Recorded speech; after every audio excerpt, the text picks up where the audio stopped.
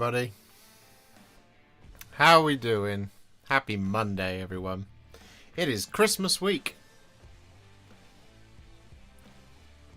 Can you believe it?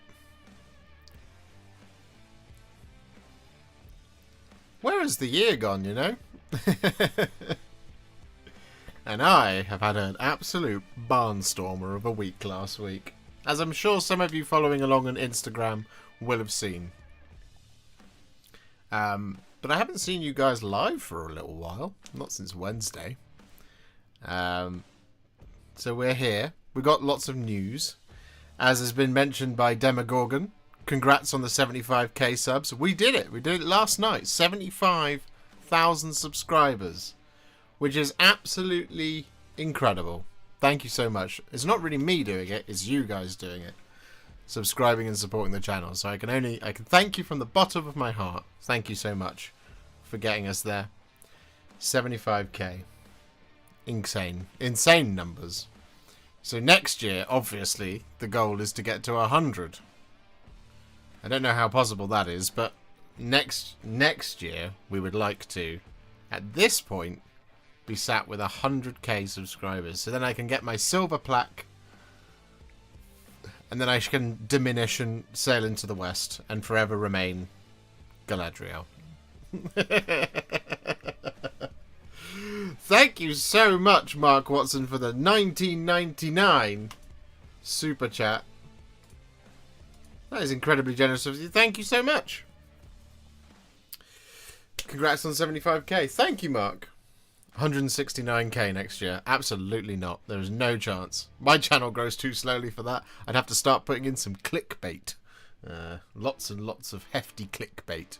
But for those of you who have not been keeping track on Instagram, last week, obviously, we were looking at getting our last 3 models done of the year to get us up to a total of 600 models. And we've almost done it. Almost done it. We are working on number 600 today, which is going to be Fulgrim Transfigured. But before we do that, I'm just going to show off for a second. You'll forgive me for this, I hope. So, pending the basing, which I shall do all 3 of these at once, we did finally do Shalaxi Hellbane. For all of those who've been waiting for it for a long time, Shalaxi Hellbane is now done. Here she is. Looking absolutely incredible, even if I do say so myself. So there is Shalaxi Hellbane. Video coming very, very, very soon. So, there you go. There you go. Shalaxi Hellbane. All done. But not only that, we did finish as well.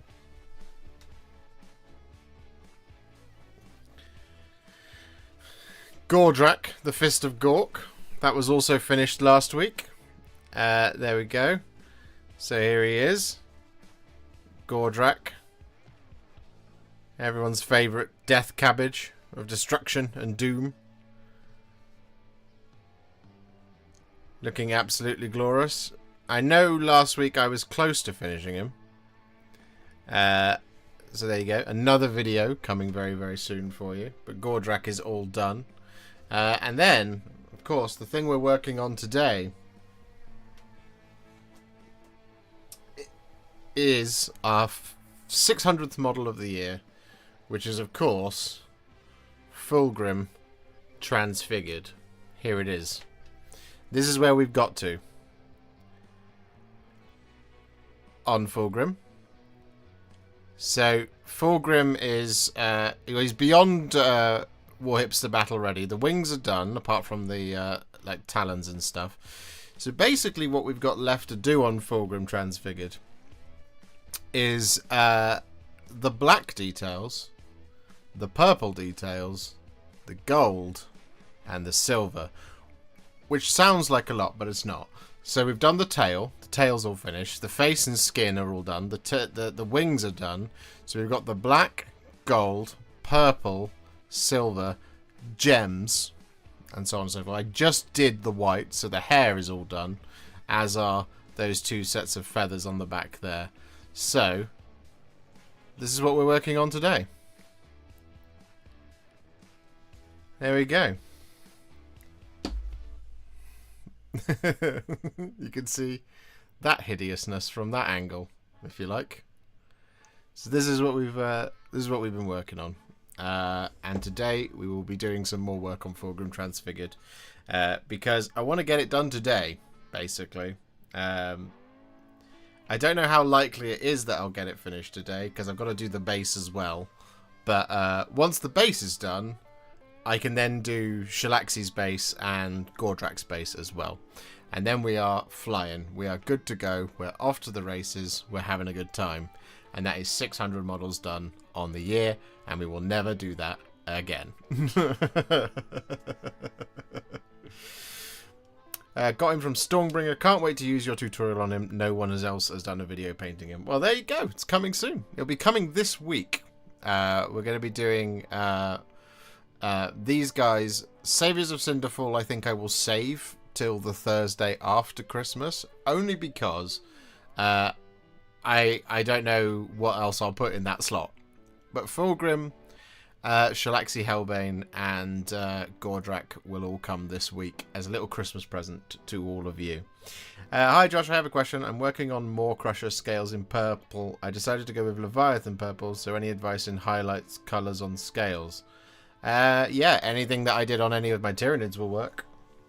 Gene Stealer purple will work. Or if you want a colder highlight because it's a scale, you could go for Demonette Hide followed by Slanesh Grey. Hello Pridders, how you doing? Loving the wild untamed look. Fuller, wilder and more untamed than normal. Okay, who's sexier, Fulgrim or Full Josh? That's a great question for the chat. The chat can determine that. Who is sexier? Full Josh or Fulgrim? The choice is yours. I will not intervene. Okay, so the question with this guy has always been what to do next, you see. Oh, by the way, for those of you who don't know, the scale of Fulgrim, he is the size of my head, basically. He will be the third largest. Yeah, third largest model I've ever painted. So Archaon, followed by the Warhound, followed by him, and then next year it will be the Warlord, which will put them all to shame and will never get anywhere close. Josh, but with wings. I need to get some wings. I see is what you're saying. But as always, guys, if you could please leave smash that like button for me, that would be really, really appreciated. Our first goal, as ever, is 50 likes. Because if we get to 50 likes, then that makes me happy. And then we move on to 69 likes. Nice. But if you like the stream, then more people find the stream and more people subscribe to the channel. Because now we're into bonus territory, but we've got to get a head start on next year's long march to 100. 100k subscribers. So we'll have to see. We'll have to see what happens. I suspect we'll get to like 95. So it'll be 2026 that we'll actually hit that silver plaque. But there we go. Right. What is next for Fulgrim Transfigured? I guess it's probably going to be the purple armor, of which there isn't actually a lot to highlight, which sounds insane, but there isn't, because there aren't that many edges. It's basically just this kind of central reservation that goes down the middle of his tummy, and then that's pretty much it. I mean, there's the occasional like kind of curvature in some plates, but we can do some of that, I'm not sure. Demogorgon, thank you for the 5 gifted Warhipster memberships, you absolute bloody legend.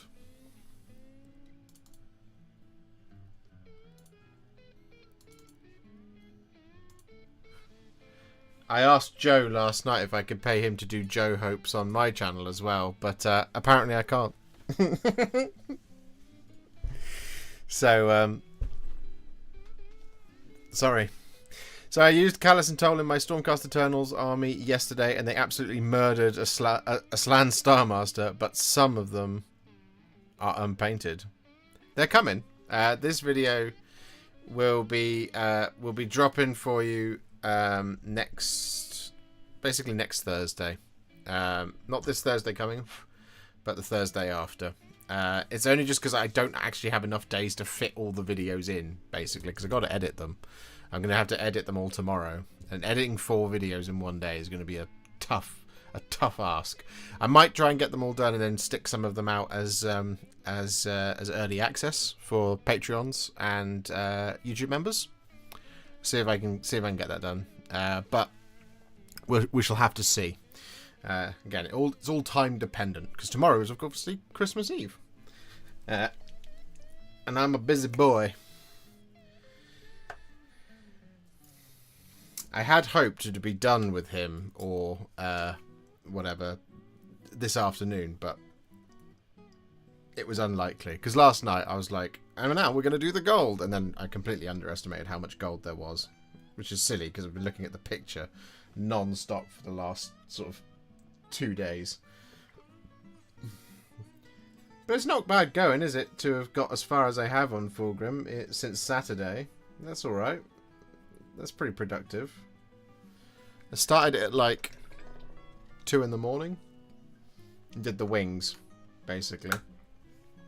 Derek Neiman, thank you very much for the 5 gifted Warhipster memberships. And Starpilot94 for the 5 gifted Warhipster memberships. You bloody legends.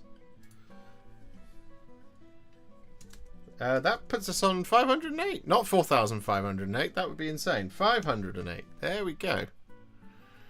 Thank you so much. That means we have to set a new goal. We'll do that. Thank you so much, guys. It's very, very kind of you. How does it feel knowing you might be painting another Fulgrim in the next 6 months? It feels alright, because that one will be made of plastic. But you're assuming that there will be a Fulgrim. You're assuming that Games Workshop aren't going to declare that for the first time ever they're doing something super, super exciting and they're including a Forge World model in a 40k codex. And everyone will be like, ooh, what could it possibly be? We're putting Fulgrim Transfigured into the 40k codex because you're not getting another one. See you later, guys. Bye. You know? I mean, there probably will be a plastic one, let's be fair. This model doesn't make any sense as to why it came out when it did, but it did. So that's all good. Anyway, we are now going to just pop over here. And then we're just going to hit this, and then we're going to go for the record. So, quiet on set, everybody. So with all of that white scar applied, what we're now going to do is we're going to take some thinned down Phoenician purple. And we're going to use this to highlight Fulgrim's armor. Now there isn't actually that much in terms of armor to highlight because it's all kind of edged by trim really, but what we're looking for is essentially this kind of central apex of the tummy armor, and then every so often on some of these plates, for example right under here on the chest, we've got a little bit of an edge as well, which is why we've gone for quite a subtle highlight here with Phoenician purple.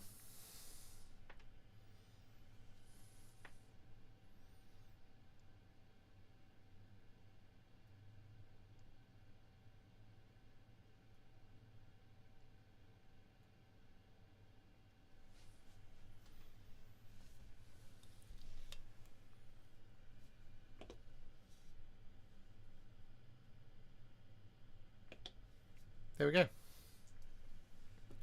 We'll come back here. He's really hard to film because I have a wall right there and he's so long.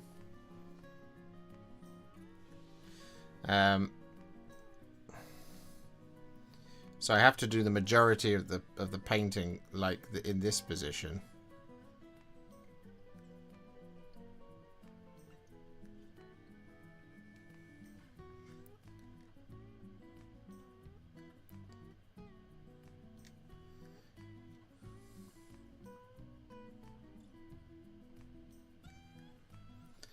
The only thing we can be certain of for an Emperor's Children release is that if there is a new plastic Fulgrim, it'll be sculpted in such a way that you'll never transport it to a game. Fulgrim is long and hard. He is long and hard.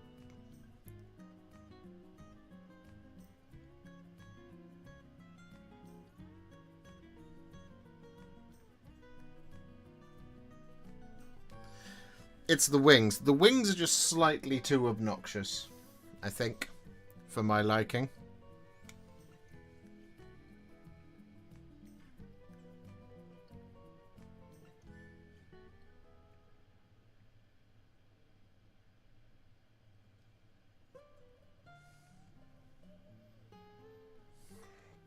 Like, the wings are twice the size of him.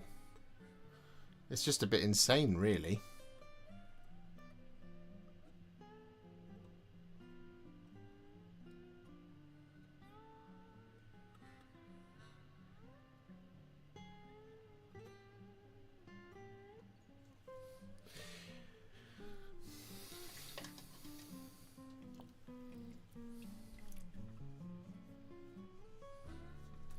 Star Pilot, thank you very much for being a member for 11 months. Hi, Mr. the Warhipster, a.k.a. Posh Joe. Hey, haven't heard that one in a while. A.k.a. the one who broke and fixed my painting.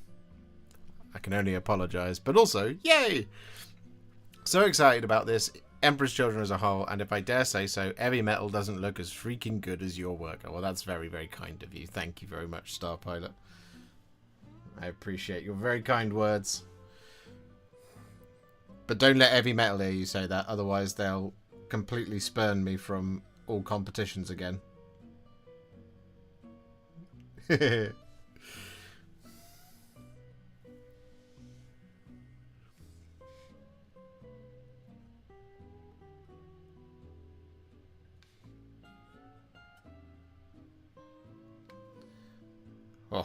there we go. Derek, you have done so much to reinvigorate my love of miniature painting. Thank you for all that you do. I can't wait to see what 2025 brings. It is theoretically a really great time to be a hobbyist going into 2025 because, and I'll explain myself, 2025 is an off year. And what I mean by it being an off year is we are not getting a new edition of Age of Sigmar. We're not getting a new edition of 40k. But we will be getting something big in the summer. Now it's not going to be a faction release. It never is. Okay? It's got to be bigger than that because as good as a Emperor's Children coming out is, that only matters for people who like 40k, right? So it's got to be a completely new proposition. So if you look back over the last couple of years about what those have been, so you had Contrast Paint version 1, range 1, Contrast version 2, second wave of Contrast, which was paired with Age of Darkness. You've got to think on those lines. It's not going to be Here's Emperor's Children. It's just not it. It's not enough. So there is a lot of potential that they could do something that we cannot predict at all, which is really exciting.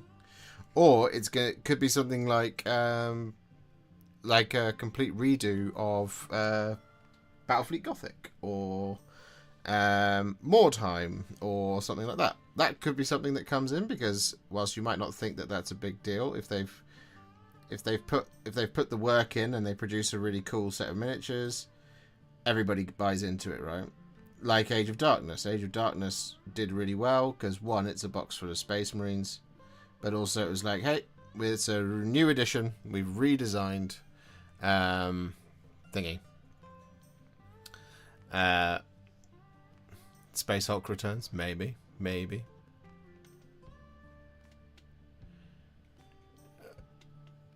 In the Thanes, I bash GW a lot. If I haven't had an Inquisitor sent after me, we're good. Nico S, thank you very much for becoming a member. That is very kind of you. That puts us on a lovely 509. You guys are being very generous today. I appreciate it very much. Merry Christmas. Merry Christmas, Warhipster, and Merry Christmas, all of my Warhipsters out there. Love you. Love you too, Rez.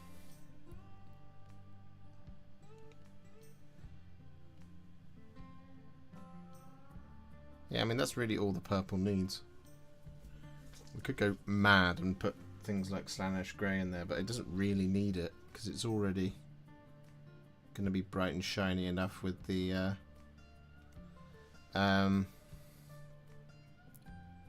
with all the gold once that all gets highlighted. So it just doesn't need to be done.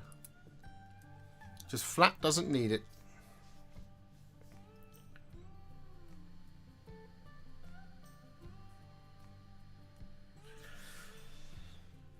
What's your opinion on metallic speed paints? I used the gold armor speed paint from Army Painter and I did not like it. Could metallics ever be speed paint / contrast worthy? So, right. Okay. So, the thing with contrast paints is they are translucent naturally, right? The whole point is that they're supposed to, their power comes from whatever is under the undercoat, right?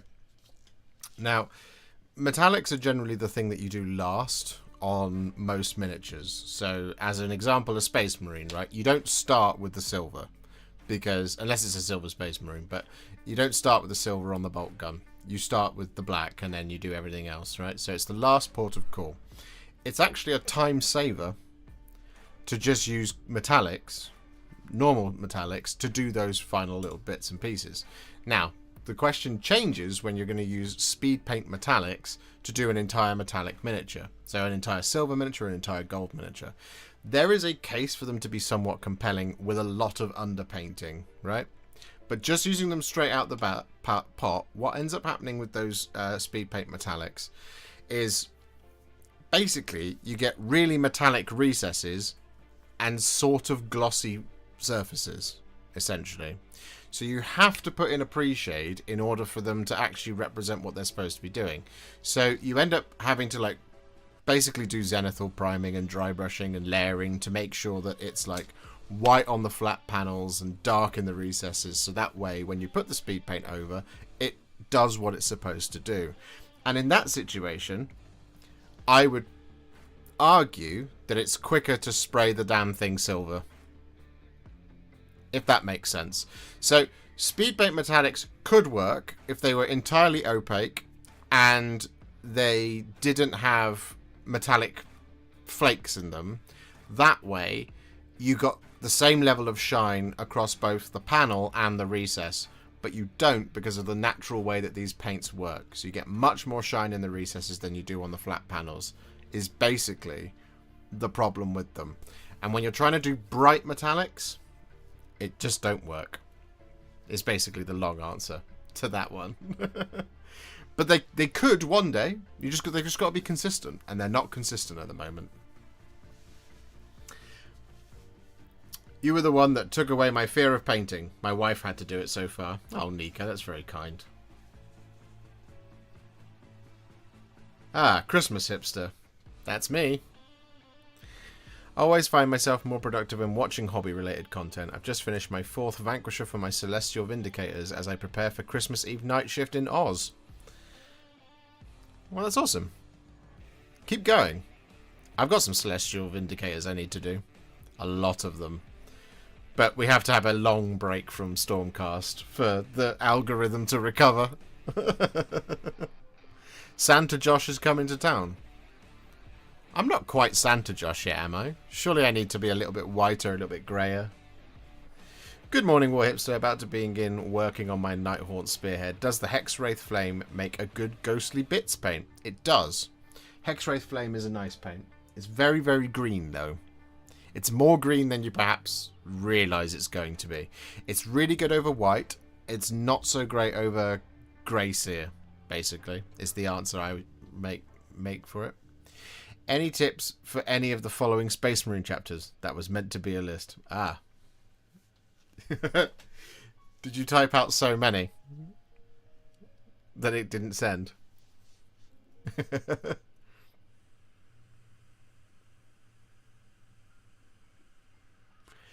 Can you mix metal paint and contrast medium / Lamia medium?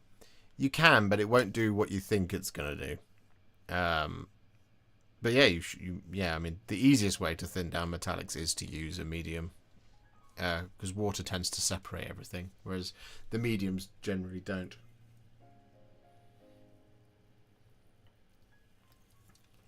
He's emptying his sack for you, Captain Mannerings. My painting pack Absolutely. Fulgrim. He's gone full grim. What's left on him? It's black, gold. No, we do have another one that we can do. That won't be awful. That we'll end up spending the rest of the stream doing. And then I'll get tired after an hour and want to go and lie down.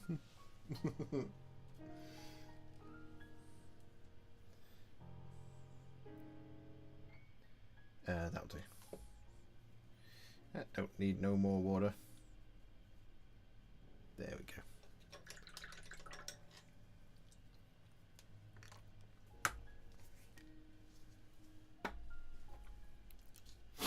I think I'm going to sneeze, so I'm just going to wait just a second.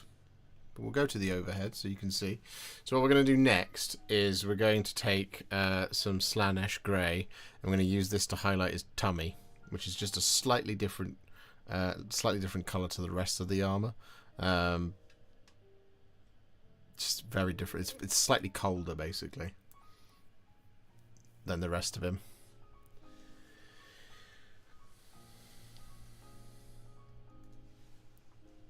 Why isn't that working?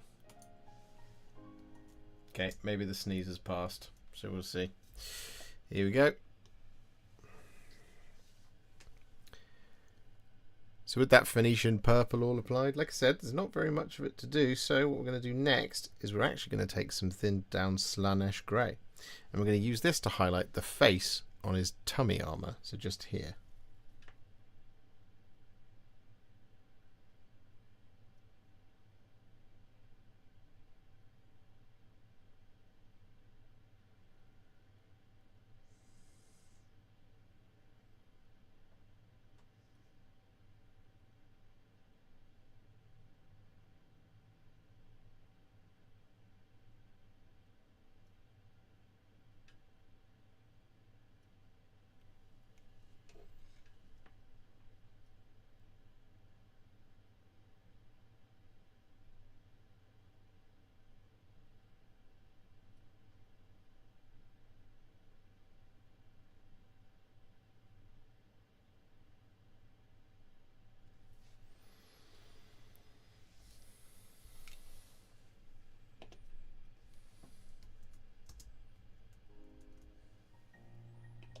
And we're back in the room.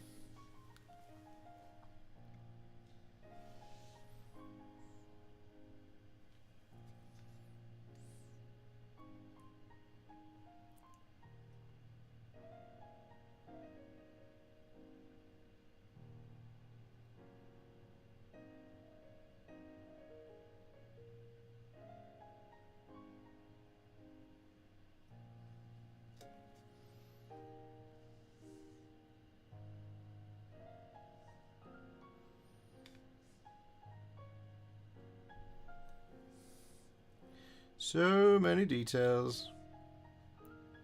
So little time.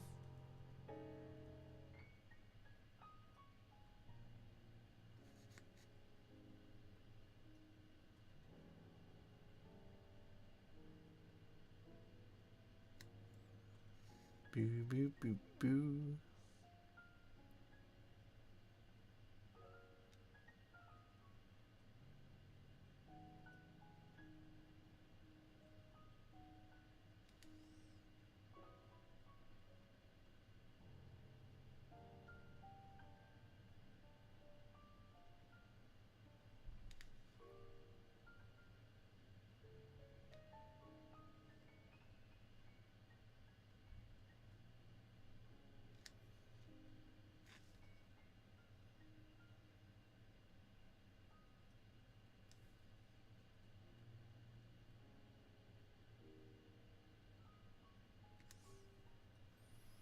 There we go.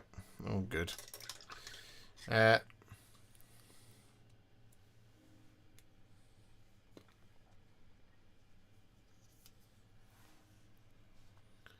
Turns out the kids didn't need that extra present as much as I needed a croup kin band. That's fair, Stoogie.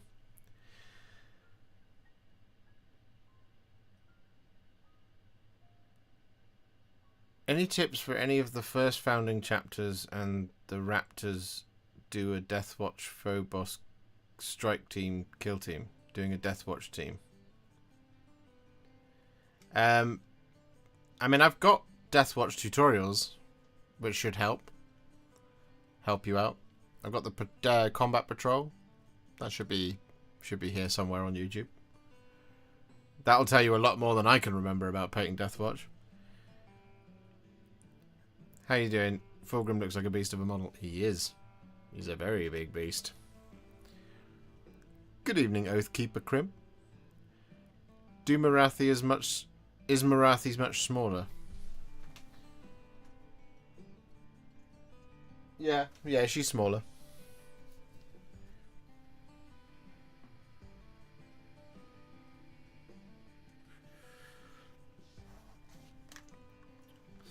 Okay, so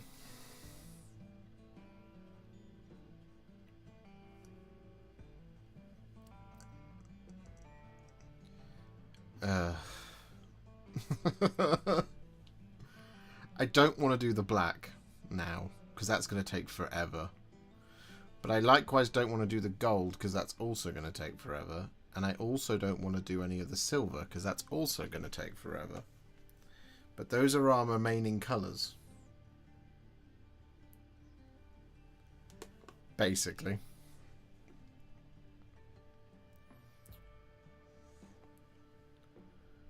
I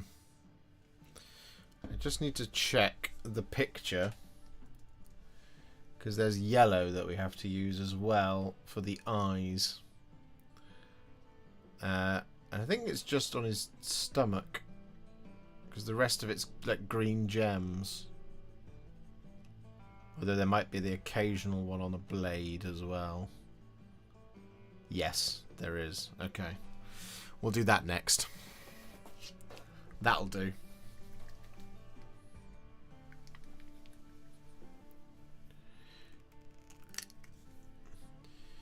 Do you have any old world or squats you plan to paint in the new year? No. Not at the moment. I don't have any old world plans. They didn't send me any Empire, and there's no elves yet. So no. And they also didn't send me any squats. So, and I'm not gonna. I don't want to buy them. Basically, they don't interest me enough. Right, next color. Here we go.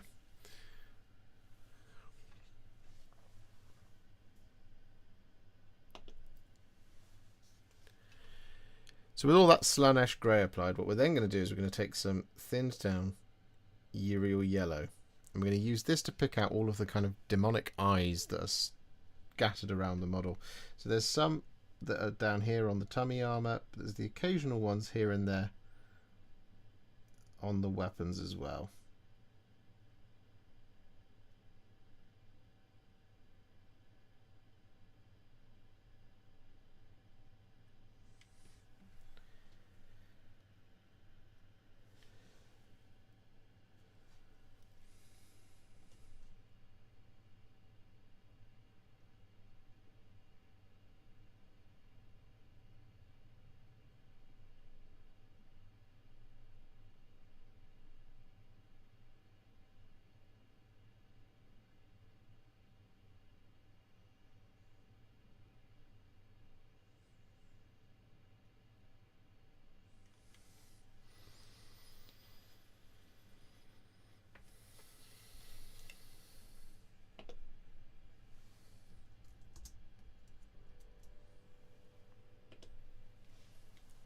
I'm kind of surprised you didn't get any Empire. They haven't sent Old World to anybody, really.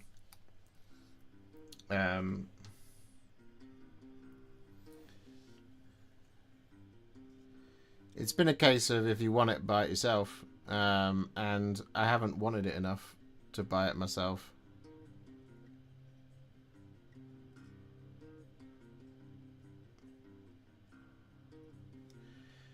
And that's mostly been because, like,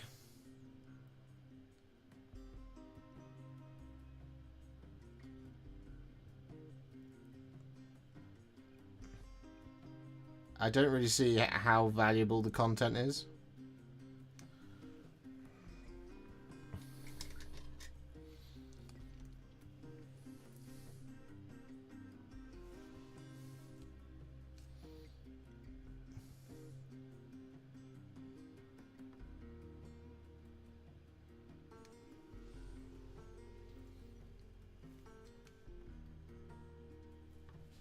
You know, there's a lot of people out there who are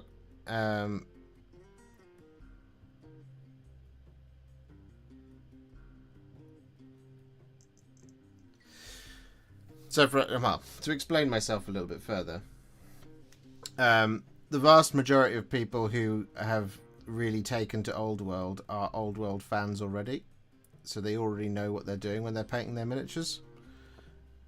So they're not looking me up to see how to paint stuff, and that the interest in kind of a huge amount of new players died down pretty much in January as soon as the first couple of boxes came out.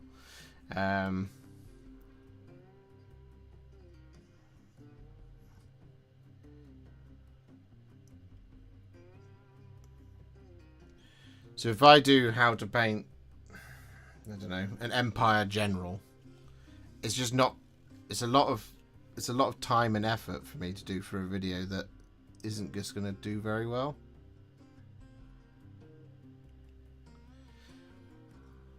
Which, you know, I mean, who knows if this video is going to do very well? It might not, but we'll have to see.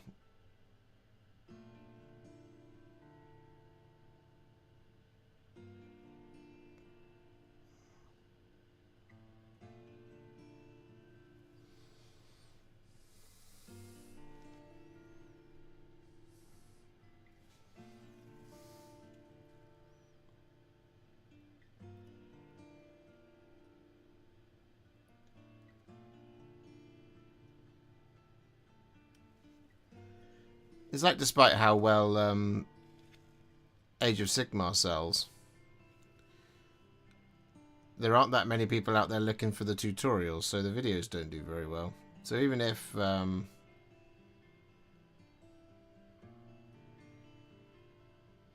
Skaven Tide outsold 40k,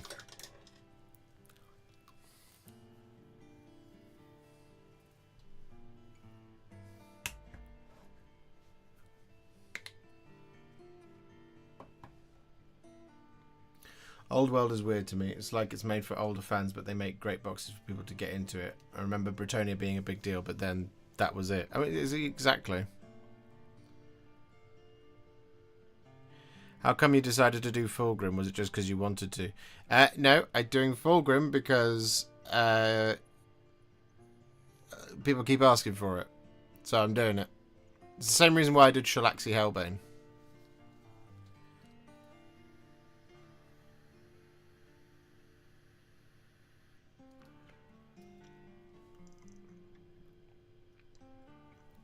I think we're just going to have to bite the bullet, guys, and just start doing the gold. That's going to make me sad.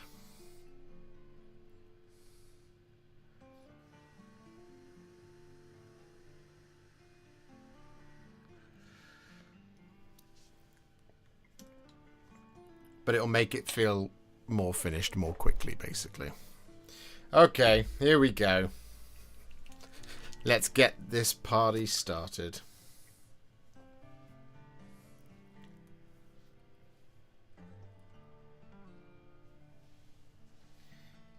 We need to get that on, and that. 2 brush loads, and then we'll go for 1 and 2 of water. There we go, nicely thinned down. Soon you will do another Fulgrim. Or not. Like I said, you never know. There might not be another Fulgrim. Everyone's assuming there will be. But they released this one, so they might just be like, yeah, that's the one. That's the one you get, guys. Enjoy. Have fun.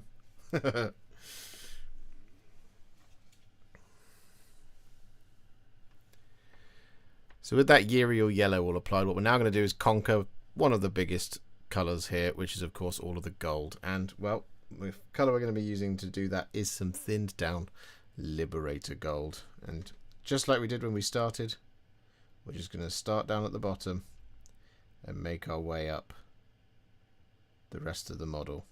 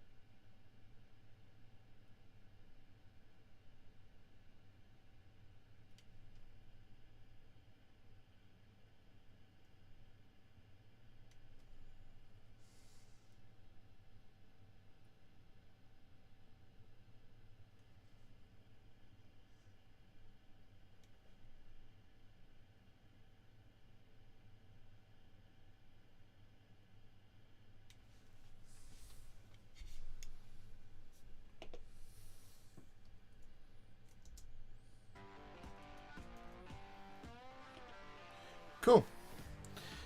See you in like an hour and a half, guys.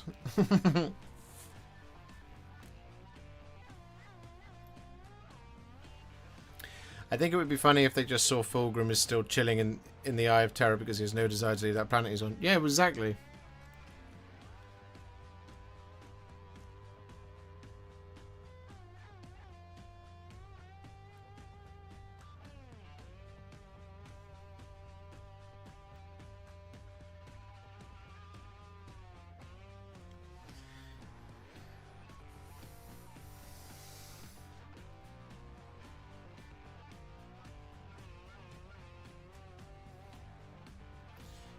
And to be honest, if there is another Fulgrim model that comes out, it's not just going to be this one in plastic, so it'll be fine.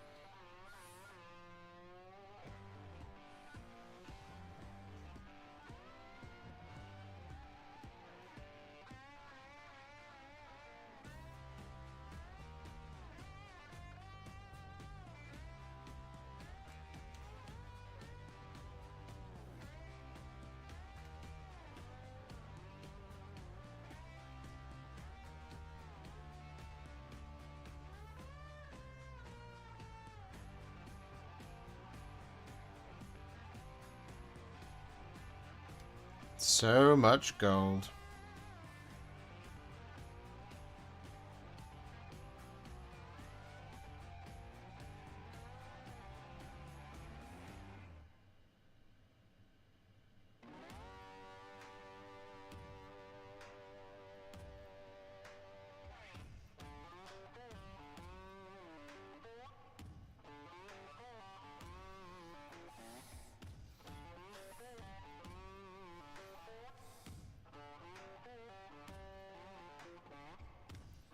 We will be here for many moons.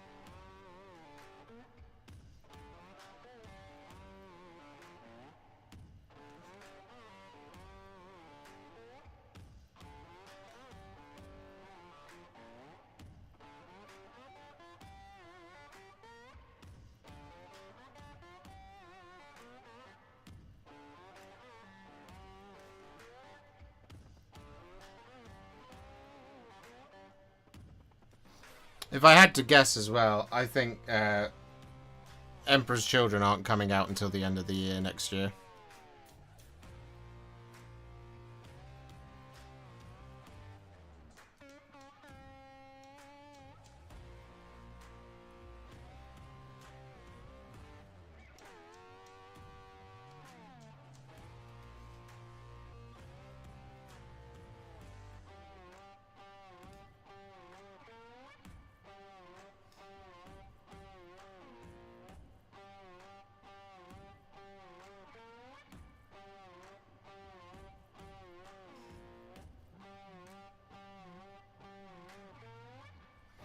And I don't think you're going to see one on Christmas Day. I think you're going to see something to do with Knights or Chaos Knights on Christmas Day.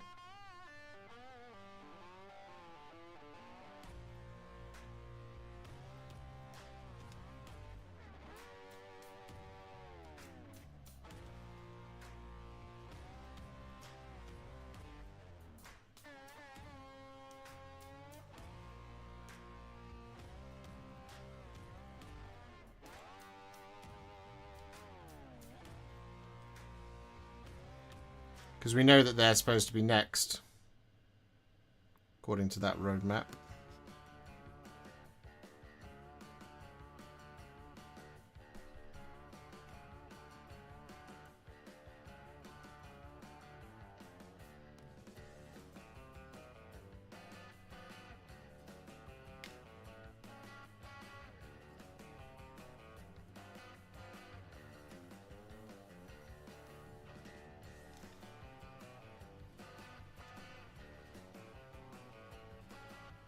But what do I know? They could surprise us all.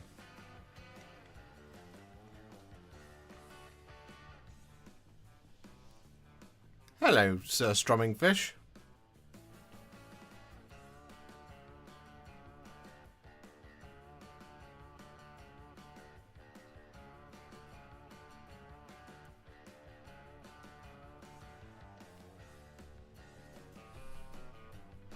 Even if they did release a new Fulgrim, wouldn't it just follow the same paint scheme as what you're doing now, Josh? Not necessarily.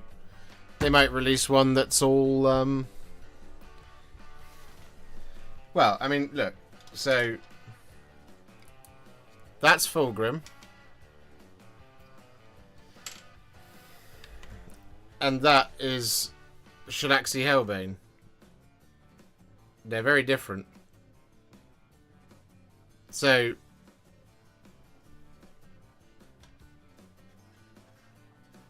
if they're doing it, it's going to be a completely different model. It's not just going to be this in plastic. I guarantee you.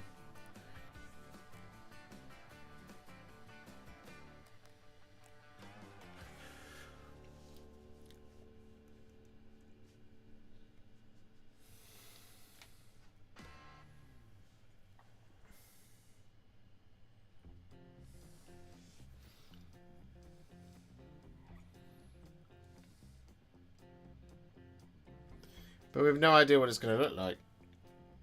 And also what colour they're going to paint it.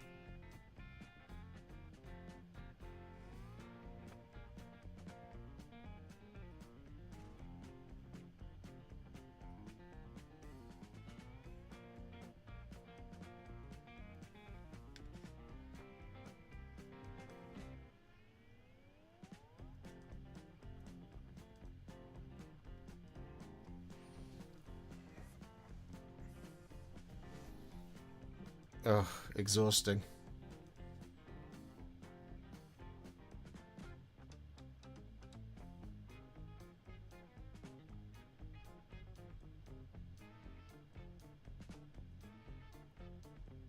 I'm starting to realise I should have left some of the smaller details for the stream. So I could film more of it for you guys. Where you living, Lerny?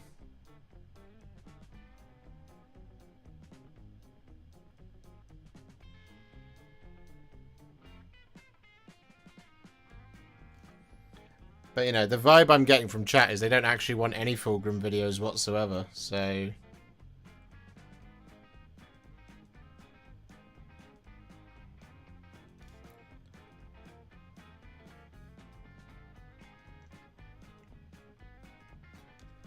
Maybe I just won't bother.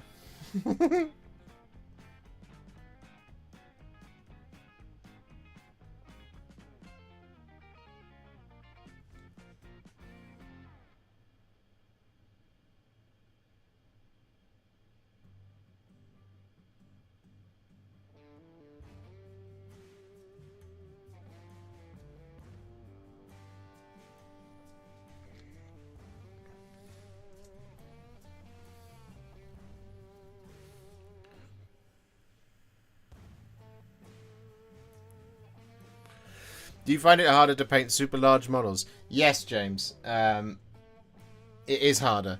Especially when you're having to do, like, so for, like, up here, the distance from here to where the base is means you basically have to paint with your arm suspended to get it, which is just harder. Harder to do. It makes for an uncomfortable painting experience.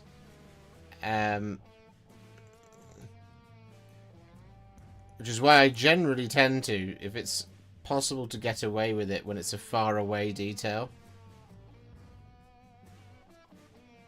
is I generally tend to try and use a dry brush if I can. Sadly, it's not always possible. It's because you haven't got anywhere to brace your arm, basically. Because you end up having to, like, clamp it to your chest, but then you're not bracing the hand, so you end up having to do this one, brace my finger there, in order to highlight this horn up here, which is just more difficult.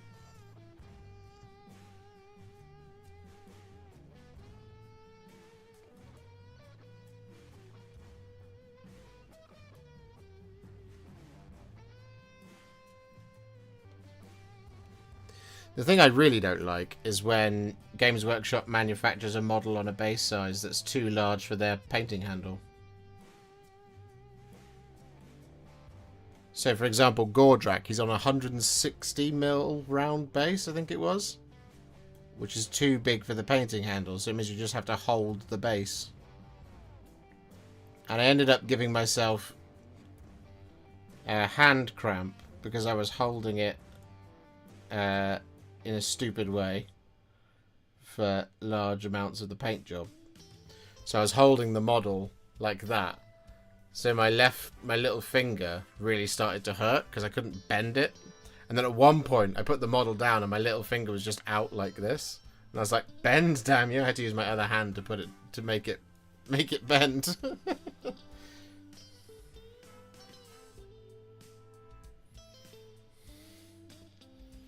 Do you find monsters more fun to paint than vehicles? Oh, instantly, yeah. Painting vehicles can be really, really dull as ditch water. Monsters are always fun because there's lots of different texture and because they are organic in nature, it means contrast paints work on them a lot better. Whereas painting a vehicle can be really, really boring. I'm hoping next year to try and find a way to enjoy painting vehicles, because next year I want to build a guard army. And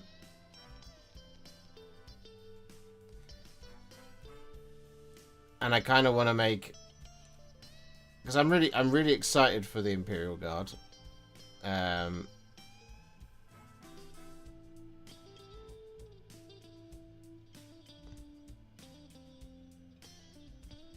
Because I'm hoping next year is just a consistently much better year for 40k than it has been this year. 2024 has been really bad for 40k. In terms of new models. It just has.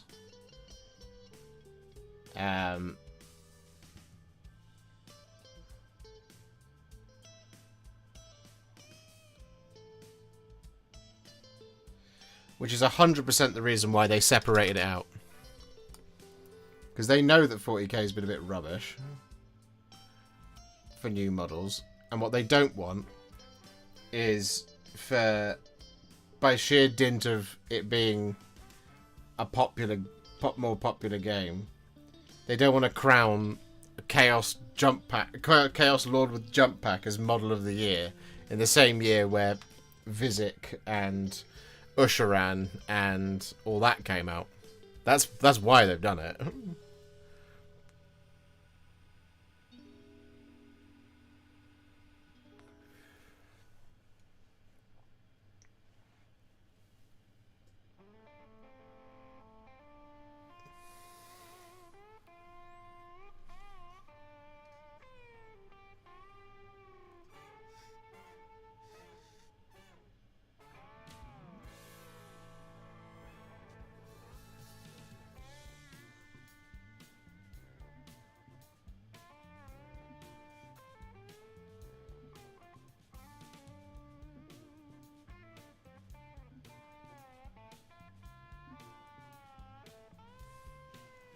Good evening, Black Hole Eyes.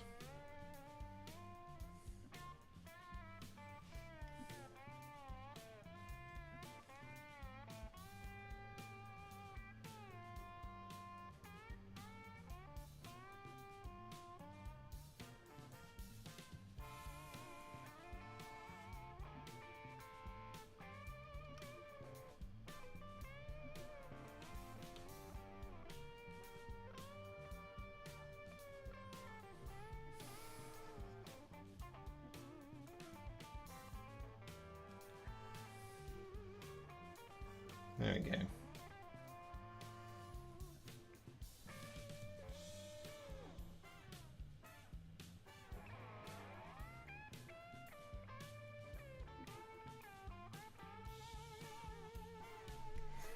Right, the tail's gold is highlighted. That's how long that took.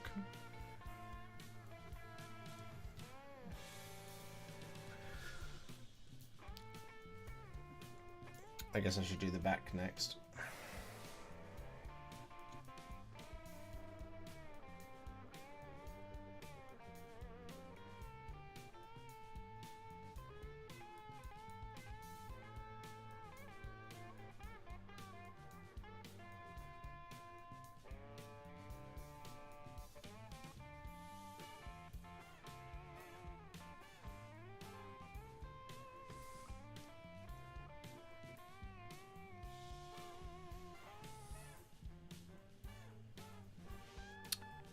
Merry Christmas to you, Edward.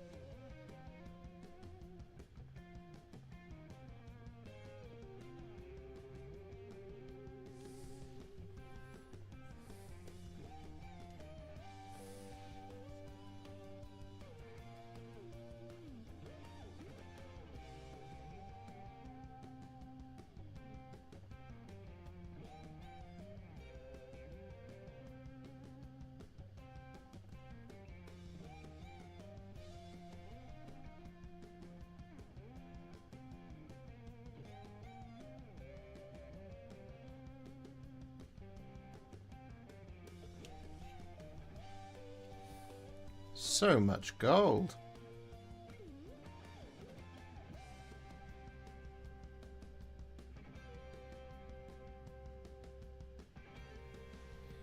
It's almost like I did all this gold earlier and then forgot how much I did.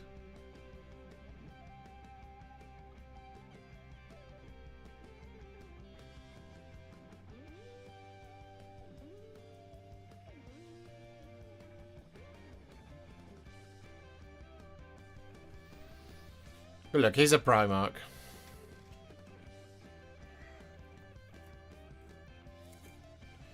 Chris says hello. He would be here, however, he has a carol service. That is absolutely fine.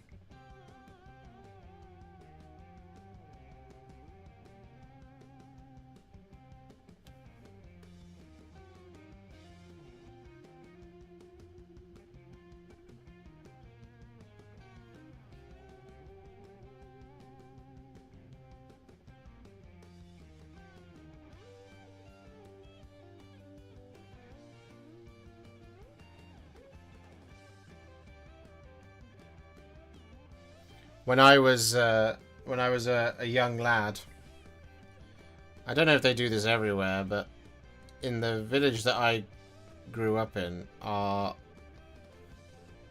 in the village I grew up in, it was one of like 4 villages basically that had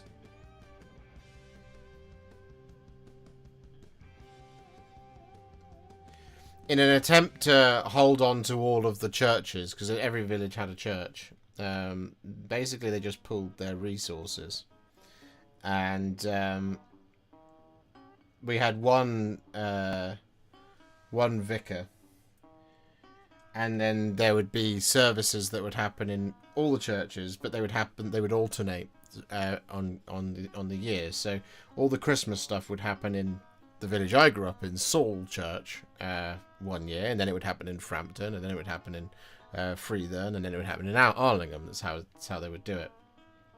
But we used to go to, on Christmas Eve, my parents would take us to a service that was called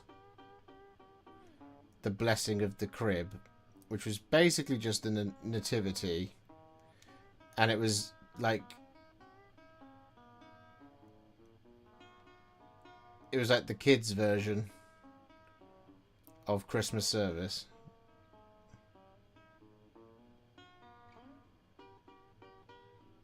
Basically.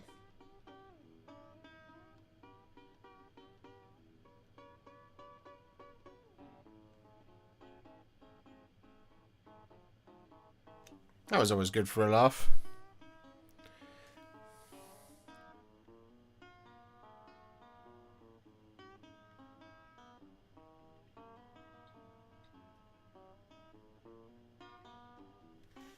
So that's what we would do at this time of year when I was growing up.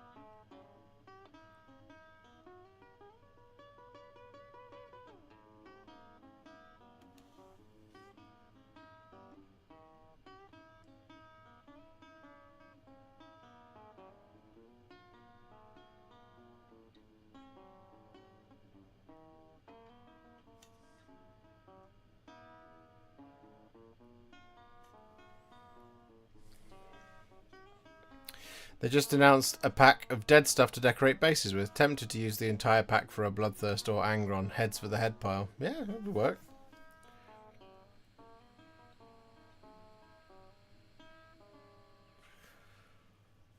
I kind of wish generic CSM had a named Demon Prince. Don't they just have the generic one? They do. Their generic named one used to be called Be'lakor. Which is why it's going to be really interesting to see if Chaos Demons do go into the God Legion's codexes. So if, like, the Nurgle Demons go into the Death Guard codex, and that Chaos Demons are not getting their own codex. The question I would ask is, why didn't Be'lakor go into CSM?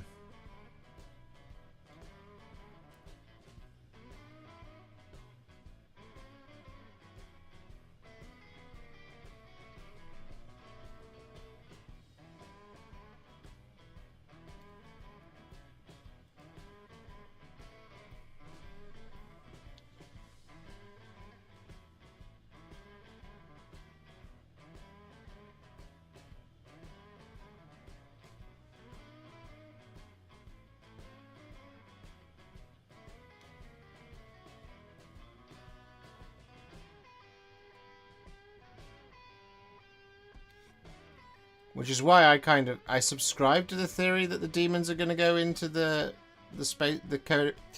God Legion books, but I also don't at the same time.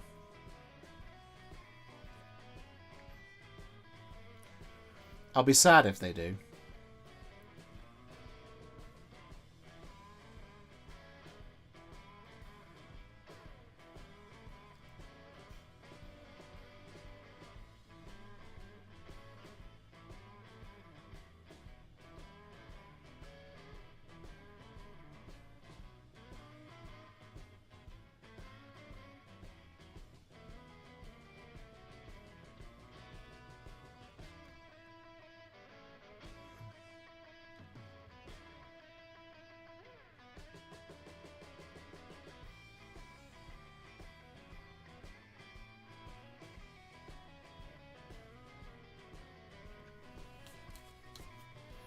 Evening all. Congratulations on the 75k, Josh. Very well deserved. Thank you very much, GameX.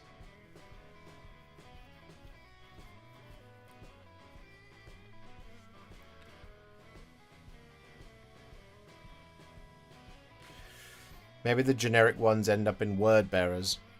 Yeah, but you're not going to get a word bearer's codex. Word bearers don't have any models.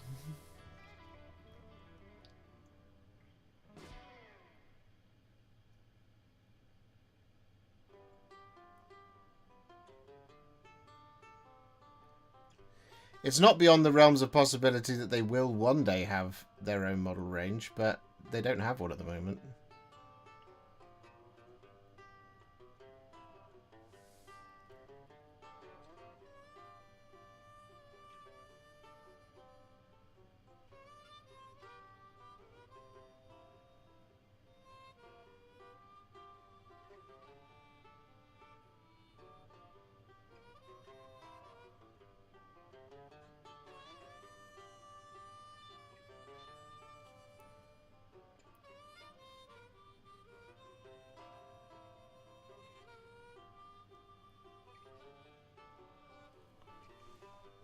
That's why you should never watch any videos saying that a Primarch is returning that isn't Fulgrim or Lehman Russ.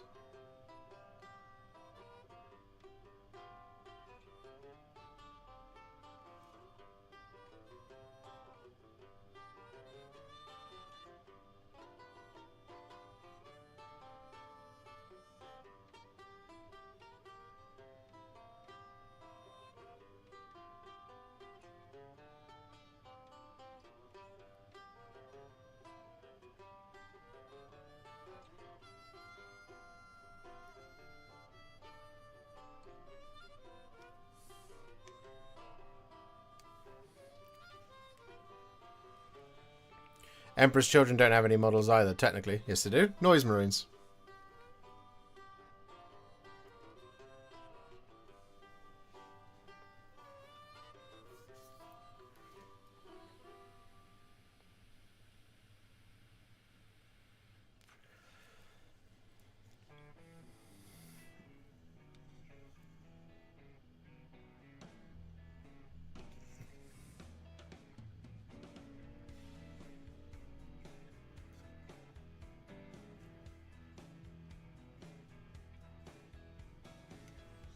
Oh, so much.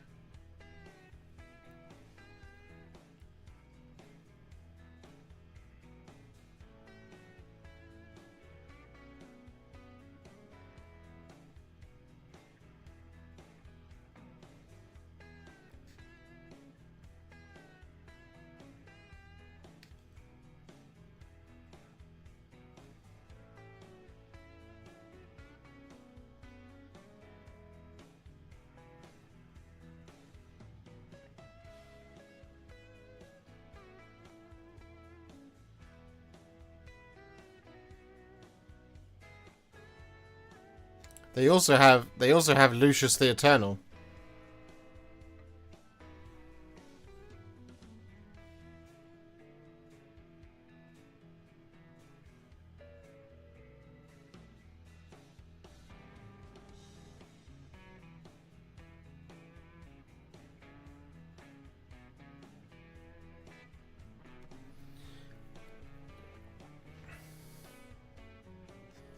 And the reason the Death Guard got their range was because they had Plague Marines and Typhus. And the reason Thousand Sons got their models was because they had Ahriman and Rubric Marines. And the reason World Eaters got theirs eventually was because they had Kharn and Khorne Berserkers.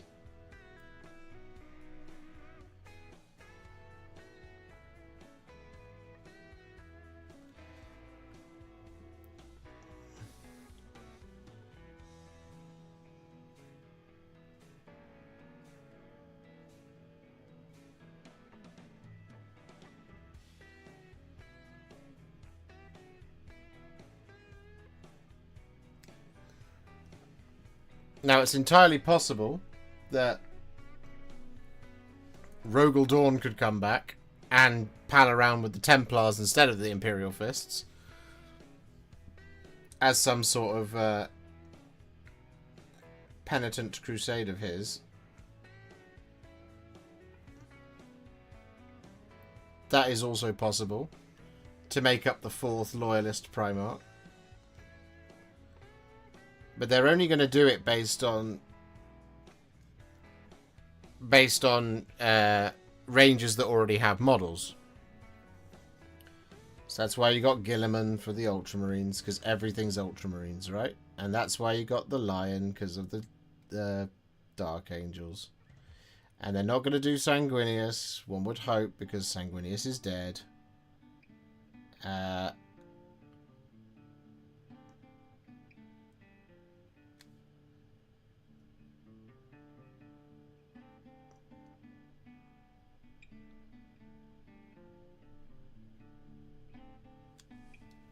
But the rest of them don't have a model range, aside from the Space Wolves. And the Death Watch, they don't have a Primarch. And the Grey Knights don't have a Primarch either. So, but they're clearly shooting for 4 of each before they go in any further.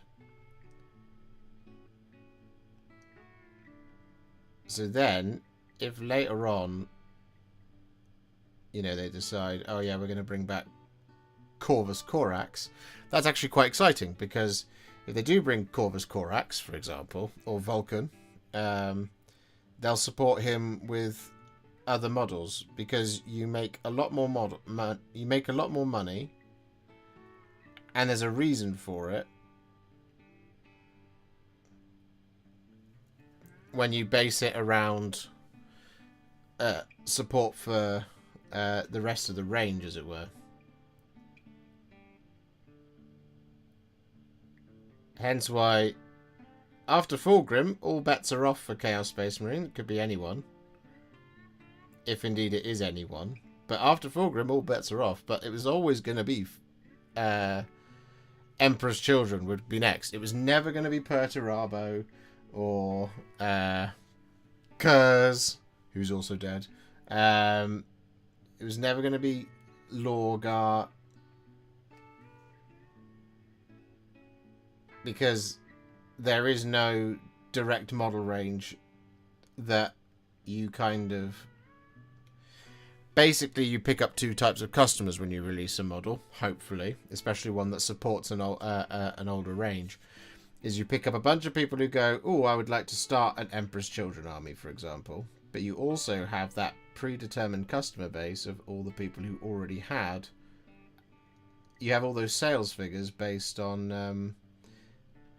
Noise Marines, or Plague Marines, or Rubric Marines, or Khorne Berserkers. Basically. That's how you justify it. Whereas you can't gauge popularity of a miniature based on the amount of upgrade packs you've sold. So that's why 100% the next Loyalist Primarch is going to be Leman Russ. There is no question in my mind that it will be him. And there's even a chance that that could happen in 10th edition if we don't see Space Wolves this year.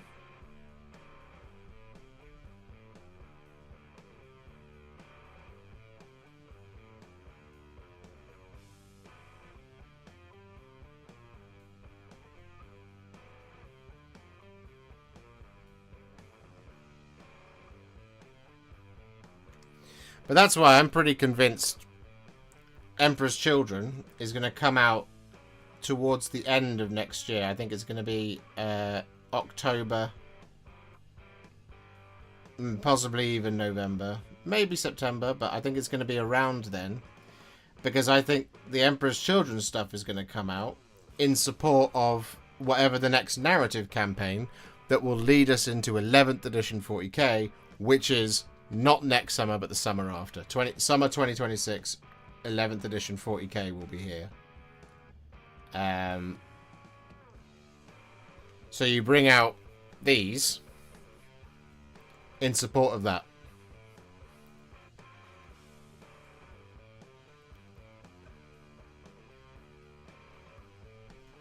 I will happily be proved completely wrong. But just based on what they've done for the last 3 editions. I don't see any reason to change that now.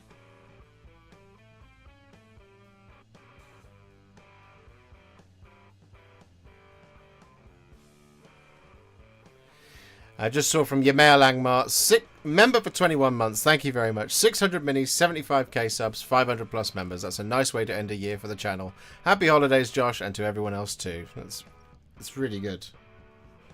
It is really good. We've had a really good year. 2024 has been an incredible year. We've met lots of new friends out here on YouTube.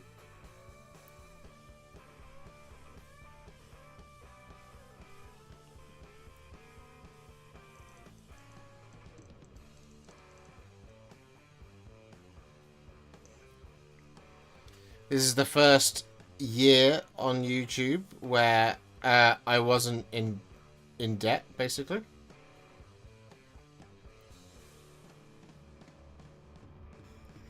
We've managed to kind of break just above even, which has been amazing. Which again is all thanks to you guys supporting the stream, supporting the videos, doing all of that great, amazing work that you guys do.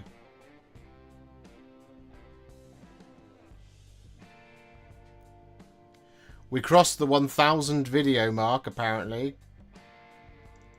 this year.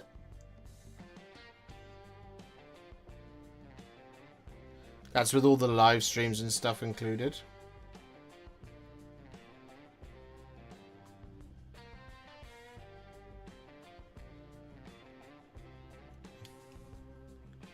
We've done about 100 and...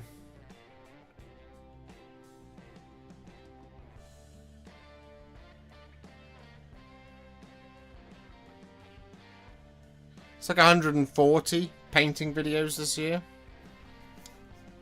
Something like that.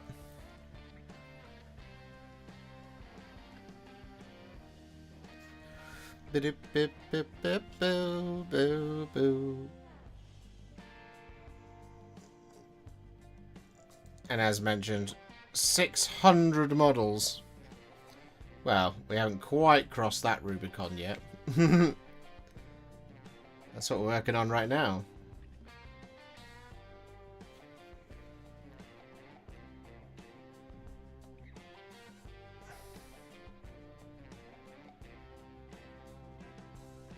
And next year is already shaping up to be, you know, a barnstormer. You know, Death Core of Krieg. I'm so excited for him. I'm so excited for Krieg. Well, just generally very, very excited for Astra Militarum. I know I keep saying it, but like, I think that's going to be amazing.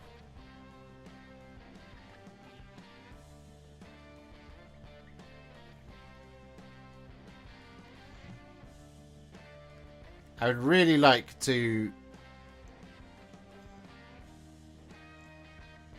maybe in the summer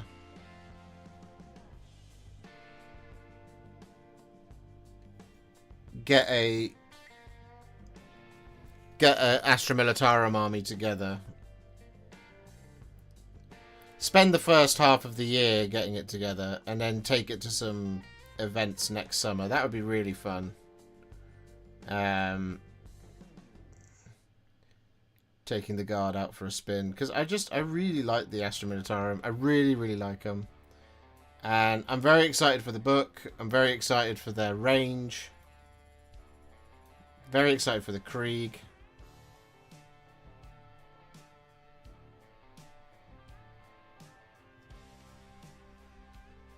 It's an exciting time to be a fan of the Astra Militarum.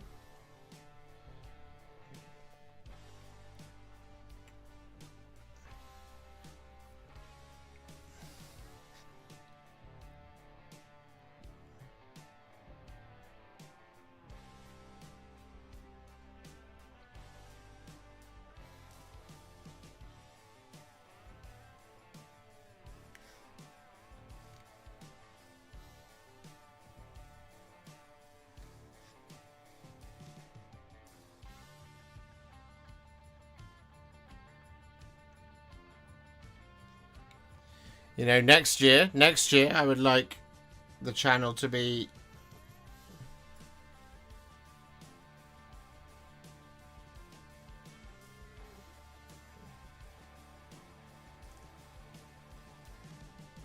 to actually be profitable, so that I can start hiring other people to make content for the channel. So we can make even more cool, sexy content for you.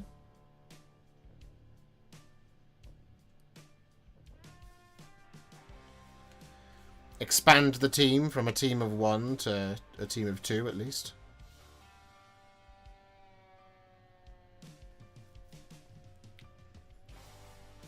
That would be fun.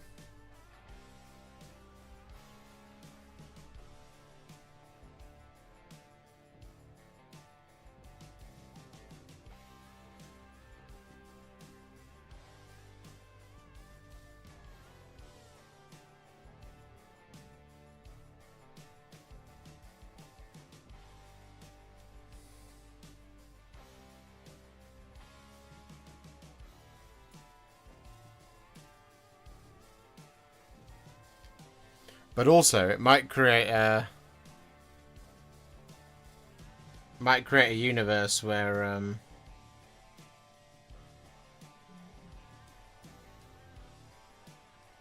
I can have a holiday.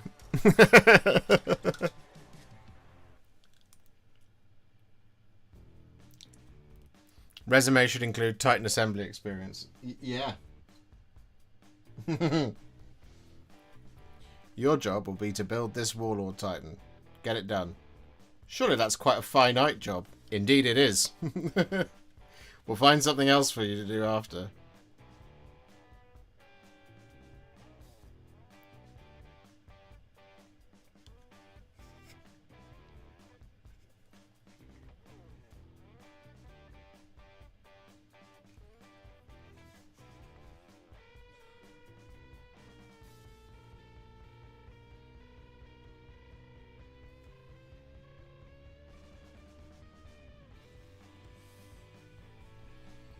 Do you ever paint in Subassembly? Not if I can help it.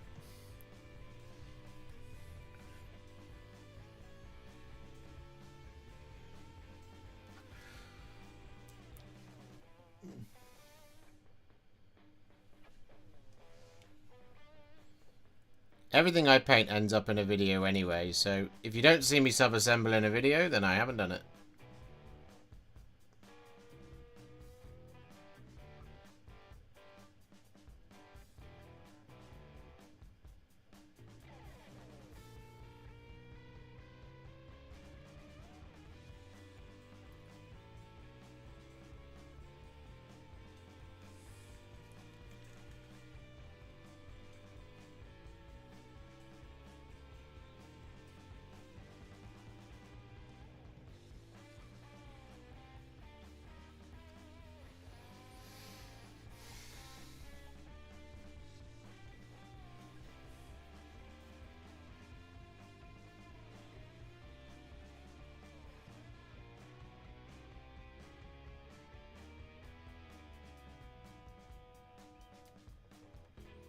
There isn't any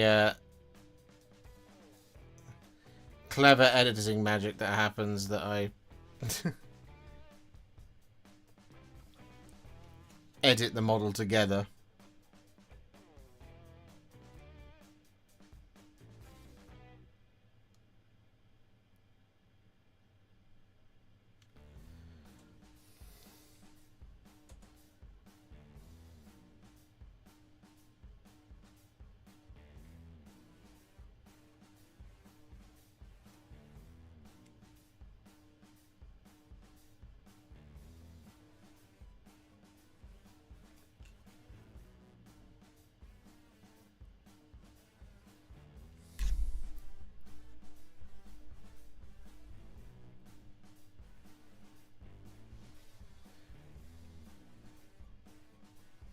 I would never tell anyone not to sub-assemble, though.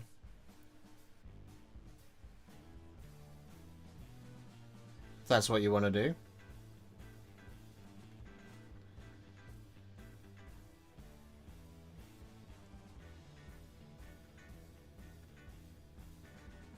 think the thing to always be mindful of is when you're painting.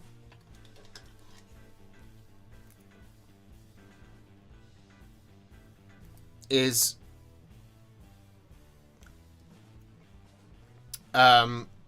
just ask yourself why you're doing something, basically.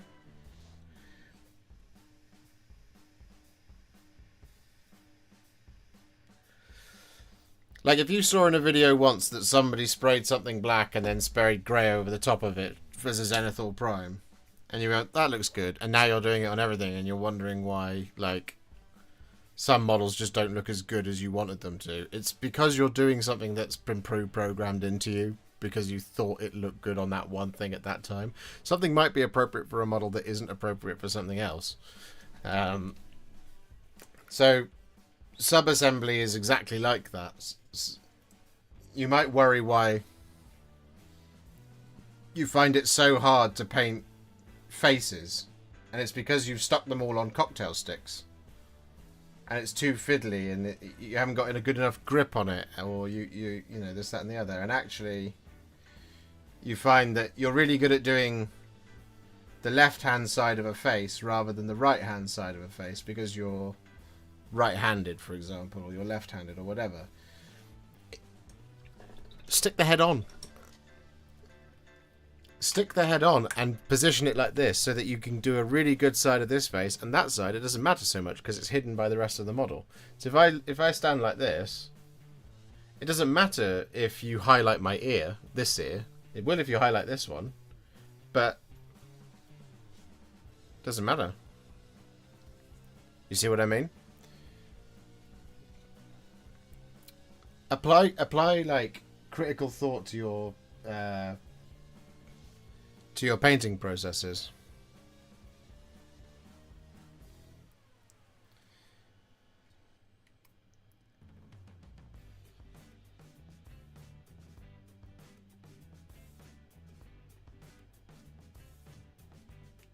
And like, that's always the answer as to why I don't do something. Why don't you do that? Oh, because I don't need to.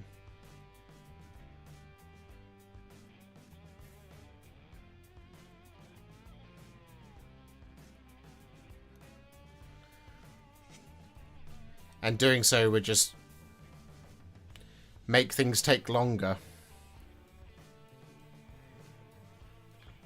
So therefore I don't. If that makes sense.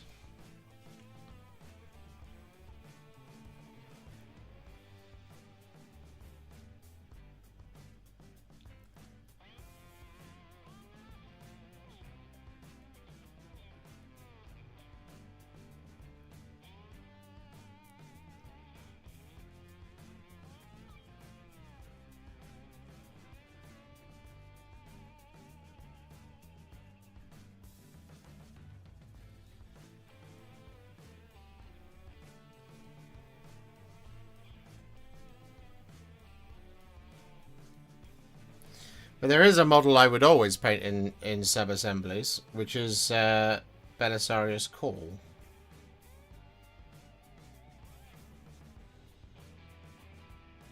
But that's only because I've painted him 3 times. So if I was to do him again, it would be a 4th time. And each time I've done it in Subassemblies because there are elements of Call that are just really, really, really irritating to paint. Only in the sense that the actual order, like, you could do him in fully assembled, you could, and you could do it quite easily. But the problem with painting Belisarius Call in a non-subassembled way is actually the order of operations of painting him then becomes really stupid and annoying if you don't do it that way. So all of the mechadendrites and stuff that are hanging out over top of the red, you'd paint all that first, then do the red, but the red is the base color, it's the bottom color, right? So you want to start from the red and go up from there rather than start with the silver and go down from there. But because it would just put it into it would be really frustrating to do all the red and then do the silver afterwards and then clean up the red. You're actually better off in a contrast plus way doing all the silver and that stuff first, then doing the red and using the metallics to clean up the using the metallics to clean up the mistakes. but that won't look good as you're painting it, because you'll have to gauge what silver and that to use first, rather than let the model tell you based on the red that's coming out. You see what I mean?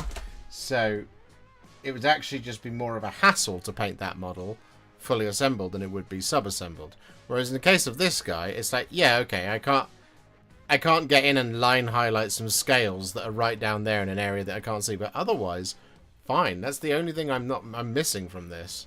Otherwise, the rest of it is pretty accessible. So to sub-assemble this actually would just taken longer, because I'd spend more time on areas that don't need it, and less time on areas that do. Okay, we've just got this last arm to highlight, and then we're done with gold. Forever.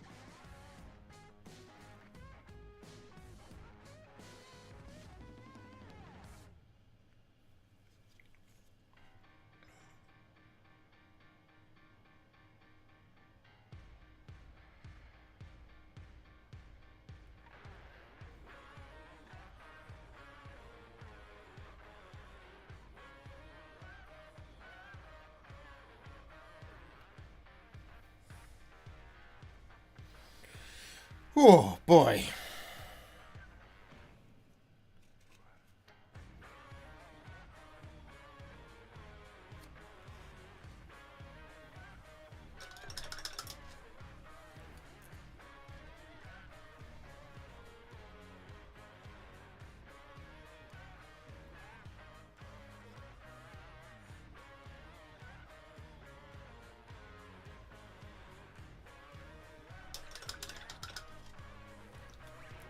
Okay. We're done with gold.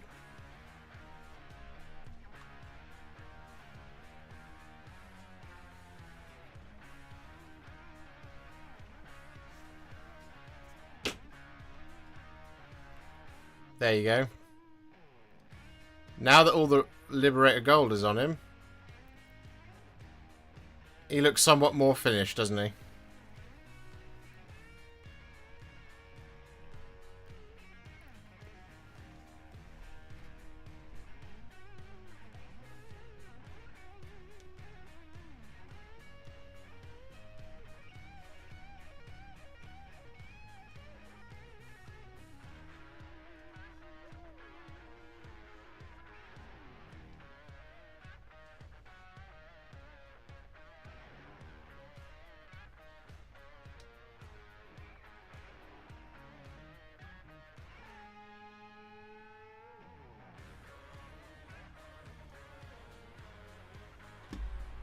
I hope you don't have to highlight the gold. Oh, no, that would suck, wouldn't it? It only took the last hour and 2 minutes.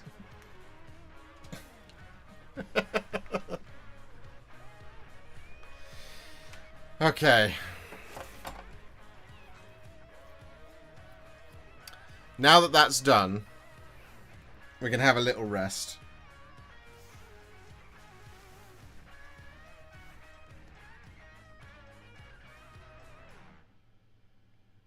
Because there's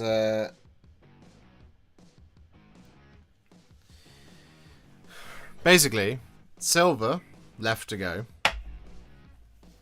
And all the black details. I'm still kind of going back and forth between what colour the black details should be. I think it should be blue. So I think I'm going to do Rust Grey and Fenrisian Grey as my two highlights for all the black details.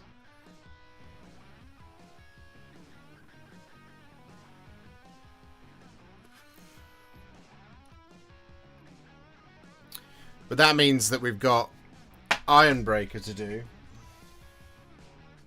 Rust Grey.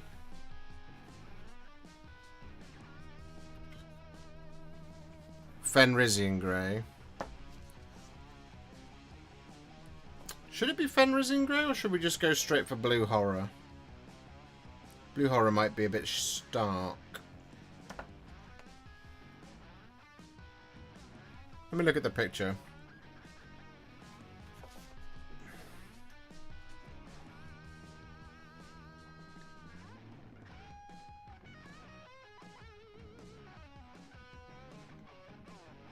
We'd probably get away with Fenrisian, to be honest. You don't want it to overpower. And then it will be a case of choosing a green for all of the gem work.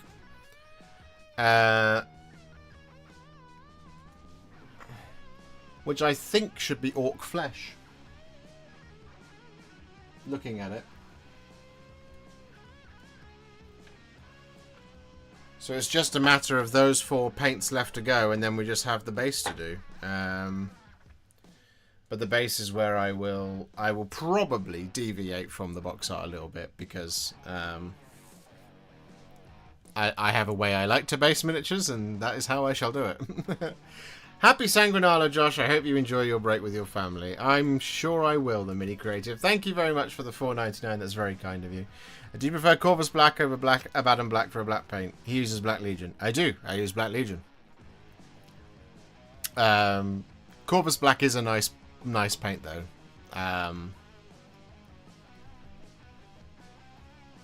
But Black Legion is the GOAT.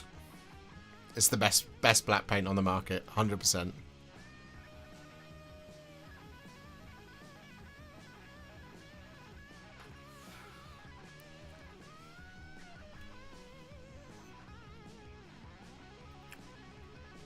Oh, and we do need to do a slight purple blend, actually, on the gold. For which we will use Magos... No. Yes. We will use Magos purple. For that. We only just need to do it on the winged insignia on his chest. I'd forgotten about that. Could probably do that now, to be honest. Yeah, we will.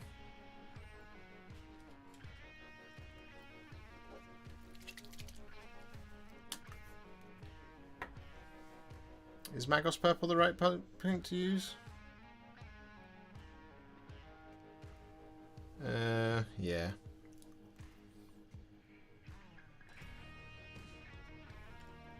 Is it? No, I don't think it is. Let's go for Luxion. It's a bit stronger, but it's only a very slight little area that we're doing a blend on. I think Luxion purple is the right way to do this. You'll see what I mean in just a second. If you've got the box art open in front of you, which I don't see why you would, you're not painting this along with me, but you'll see what I mean. So, I didn't mean to do that, but there we go. We are recording. Make sure to crop that bit out. So with all of that Liberator gold applied, as you can see, he's looking significantly more finished now. That's a big one. But before we can call the gold truly finished, what we do need to do is we need to do a little bit of a blend of some purple on the winged insignia here on his chest. Now this goes all the way down from here all the way down to there like that, into this black kind of tips of the wings. So what we're going to do is we're going to take some Luxion purple here, and we're going to apply this over the top of the gold. So we're just going to come in here like so, and we're going to bring it down like that. There we go. And then what we're going to do is we're going to wash the brush, get rid of the water, and then we're just going to feather away at that transition line into the gold.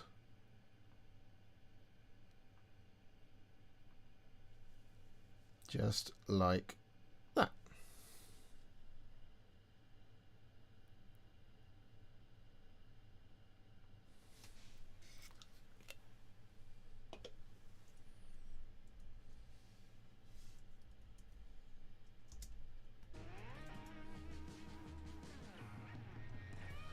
There you go.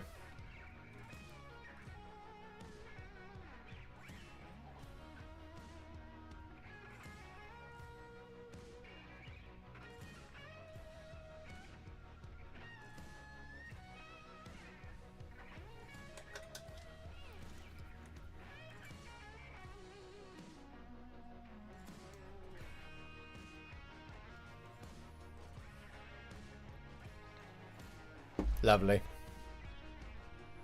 Did you know P3 Black matches Citadel Chaos Black exactly? I'm hoping with their new line it is still the case. I didn't know that.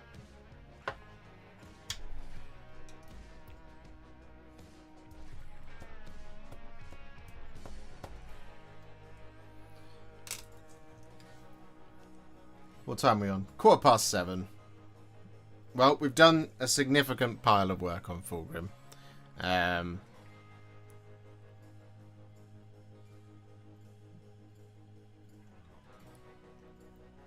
But we do only have about 20 minutes of the stream left. So, if you have any last questions, comments, super chats, memberships, if you have any of that that you want to do before Christmas Day, now is your time.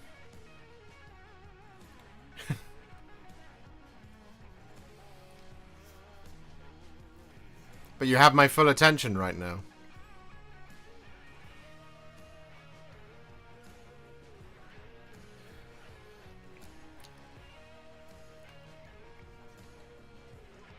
Merry Christmas, says Sly Guy. Merry Christmas to you too. Please remind us when your next stream will be. So, let me look at the calendar.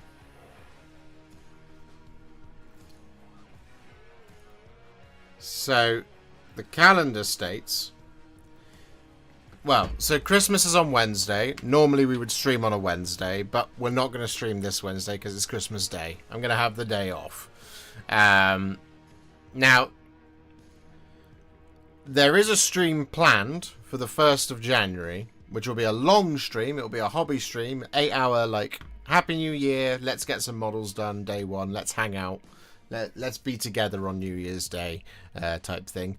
We did one last year where we painted a Warhound Titan in 24 hours. This time it's going to be about 8 hours long, and we're not going to be painting a Warhound Titan because I haven't built one, and I also haven't built the Warlord Titan in time for it. So we're just going to be doing a stream on New Year's Day, big long stream where we'll hang out, we'll chat, we'll make some New Year's resolutions, we'll all do all of that good stuff, and I will be kicking off. I've been talking about it. I'm excited for the guard. I will be kicking off a guard project. Yay! I built a tank last week. I built one. I have 2 more to build. Another Lehman Russ and a Bane Blade.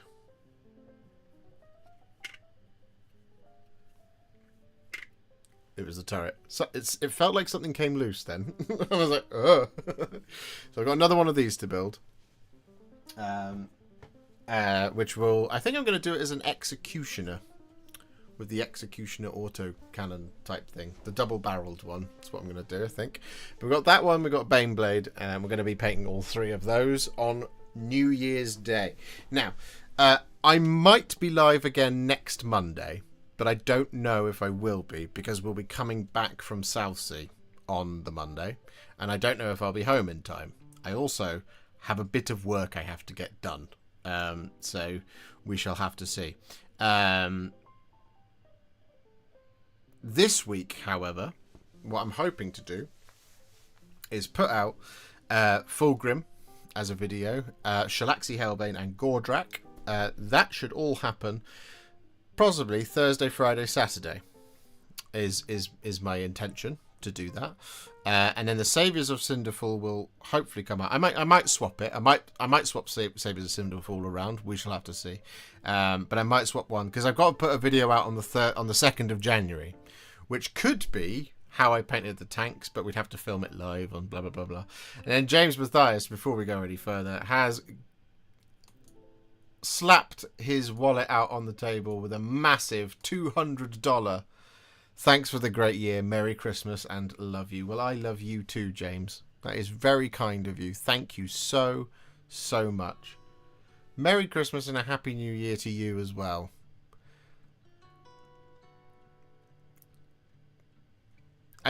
You've had an incredible hobby year, James. It's been absolutely spectacular to watch it all happen this year.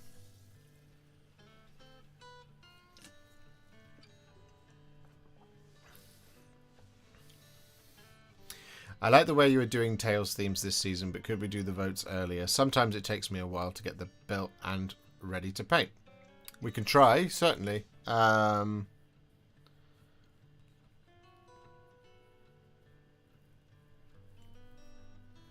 We put one out on the deadline day in Discord, where you can vote, or you can see what the general vibe of the next theme is.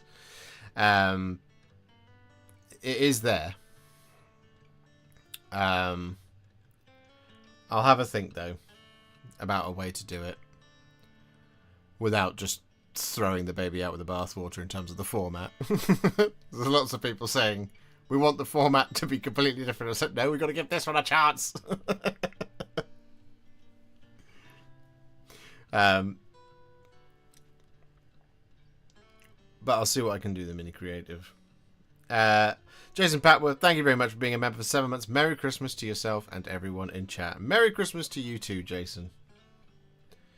I expressed this last week, but and a little bit in this stream today whilst we were doing the gold, but 2024 has been, despite being a somewhat lackluster effort from 40k this year, 2024 has been amazing. I have achieved a lot of goals that I set out to do at the beginning of the year. So stuff like I wanted to stream, I just wanted to make sure that I streamed every week, and we pretty much have done. And if we haven't done a stream in a week, it's because I've been really ill and we've made it up, basically. So on average, we've averaged at least 2 a week. So we've done about 100 streams this year, which is something that I really wanted to do and just kind of get it ingrained in the workflow, which was just really, really cool. We've done about 2 we've not missed a video, I don't think, this year, which has been amazing. The breadth of Age of Sigmar content this year has been absolutely insane.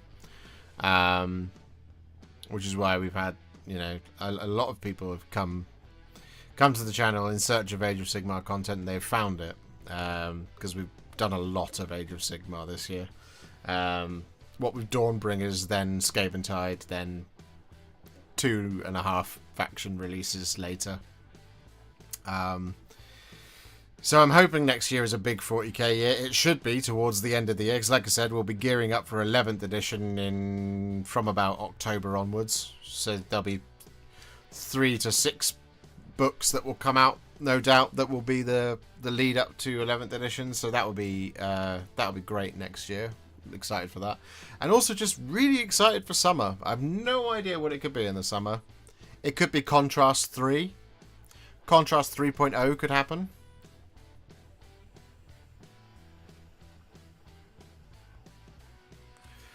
A lot of AOS, I hope you're not burnt out on it. I'm not, as it happens. One of the things I need to do this week, which is why I need to get this guy finished, is I need to prime these guys for the next exciting edition of Project Spearhead.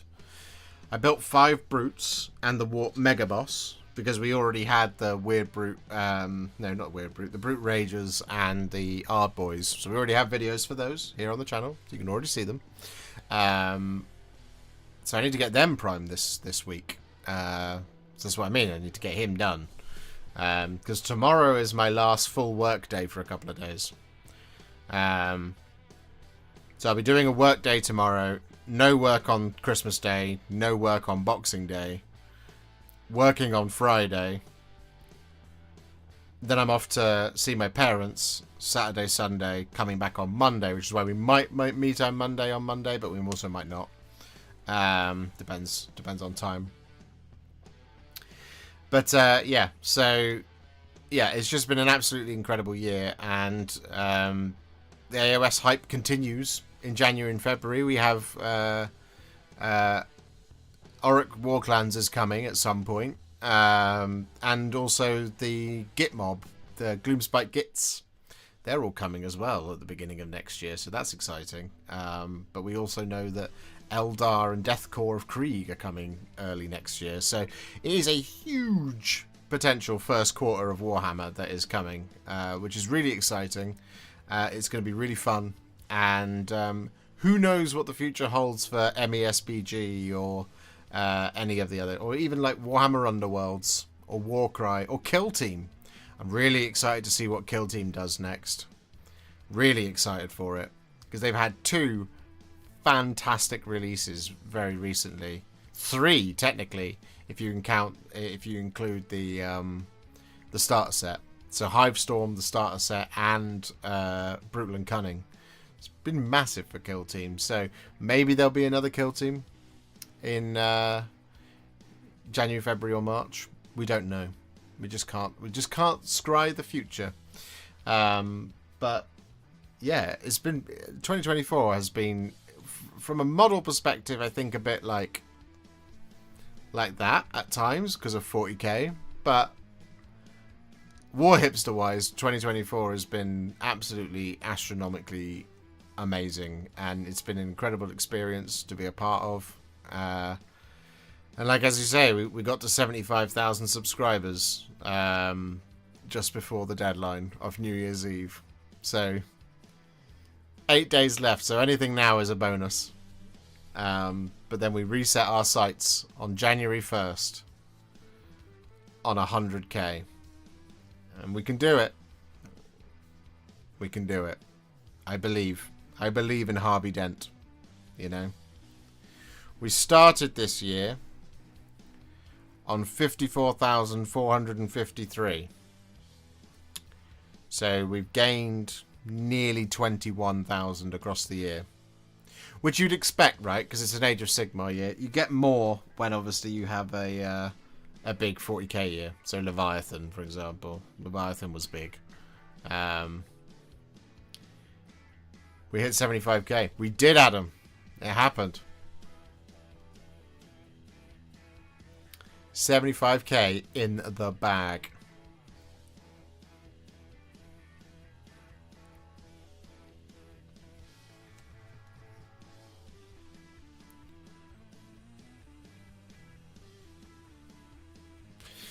Merry Christmas, buddy. Been an honour spending time with you this year.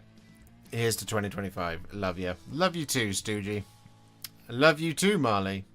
Love you very much, Adam.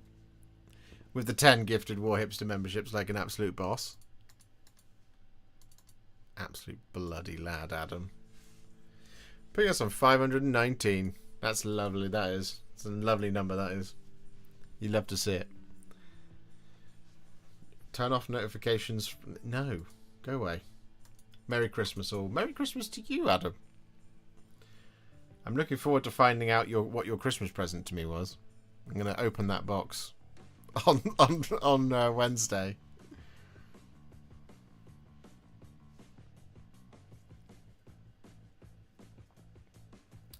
But yeah, 2025 I think is going to leap out the gate, and I hope that they maintain a level of quality throughout the year that means that we do get to put out enough tutorials that take us to 100k. I don't think I'm going to set too outrageous goals for next year. So like the goal this year was to get to 75k YouTube subscribers. It was to do 140 YouTube videos, which we've done. It was to do 50 YouTube live streams, which we've definitely done. It was to paint 600 models, which we're about to do. I did want to film an Age of Sigmar battle report, a 40k battle report, and an MESBG report. We didn't get to do that, but we did do the AOS report because we went to Liam's and we streamed that. So we did do one of those three. I wanted to finish off Cruel Boys and Iron Jaws. That's not happened. I wanted to finish off the Hallowed Knights, which has happened. And I wanted to finish off the Hammers of Sigmar, which has also happened. I wanted to finish a 2,000 point Flesh Eater Courts army, which has happened. I also wanted to do the Soulblight Gravelords. That has not happened. I wanted to do get my Custodies up to 2k, which I did do. Tau as well, didn't do. I wanted to finish my Rohan army, didn't do that either. I wanted to finish the Minas Tirith army, didn't do that either. So there's a couple of things that obviously could have gone a little bit better, but you know, we've done absolute incredible work this year, and I couldn't be prouder of what we've achieved in 2024. Merry Christmas all. It's a selection of vaguely Warhammer themed cheeses. Is that our goals for next year? To release Warhammer themed cheeses?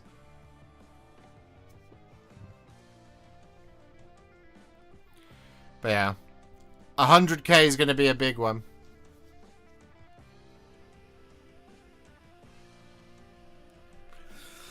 I think I'm also just going to aim, and it's not really an objective, but I'm going to just try to be more active on Instagram, but also just more active generally as a human being.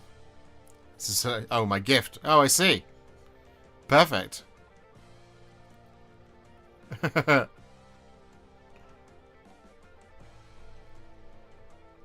I can't think of any Warhammer themed cheeses.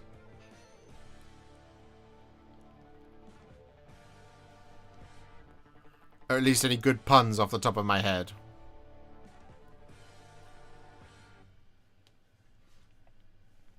I'm sure they're out there. But yeah, what an incredible year it has been. But on that note, I think we'll wind things up there. So the last thing for me to say is Merry Christmas for Wednesday, and if I don't see you, a Happy New Year. But you can look forward to many tutorials still on the way. Naturally, this guy that we've worked on today. Bow down to Fulgrim Transfigured. So Fulgrim Transfigured is on the way. And of course, the one everyone's really been waiting for. Shalaxi Hellbane. Then we can go back to Bloab Rotspawned as being the #1 request on the channel. And of course, Gordrak, the Fist of Gork, is coming to you all very soon this week. But for now, Merry Christmas and a Happy New Year. Love you, everybody. I'll see you all very soon in the next one. Have a great Christmas, guys. Bye for now.